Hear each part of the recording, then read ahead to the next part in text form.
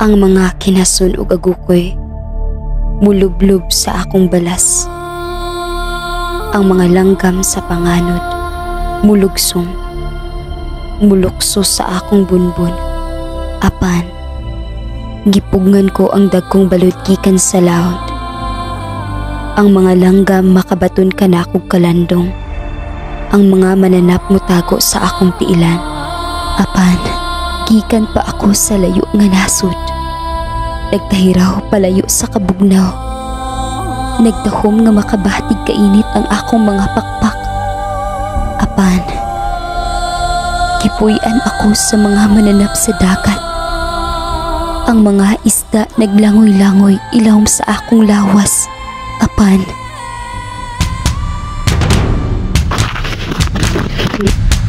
abi lawak luwas na me.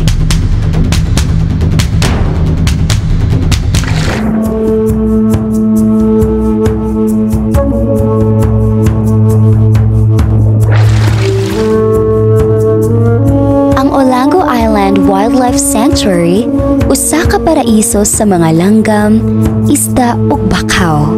Kini ang balay sa daghang batang sa kinabuhi nga kinahanglan natong ampingan.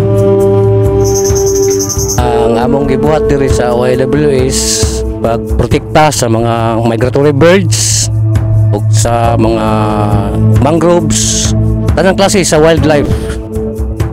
Usa pud sa ang problema diri sa OIWS kay kani pong mamutol og bakaw kani nga mangroves. Dili kanang mga bata nga magdagtirador kay gukrono mo kay sila nya makaepekto po na sa mga langgam kay maidlas.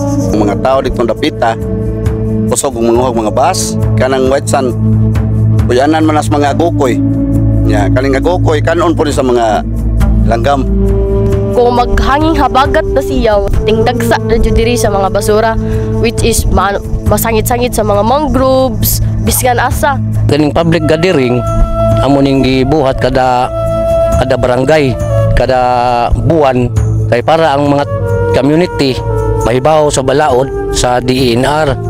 Ang amo ra gyud kanang mag-roving ni Monday to Friday mag-monitor sa mga mangroves so wala ba mga illegal cutting. Every Friday di ay kay diri mag-conduct mi og general clean up. Undang na bitaw mi karon. Bawal man. Tabangi mi. Ikaw, ako, kita ang mahimong instrumento sa ilang kaluwasan.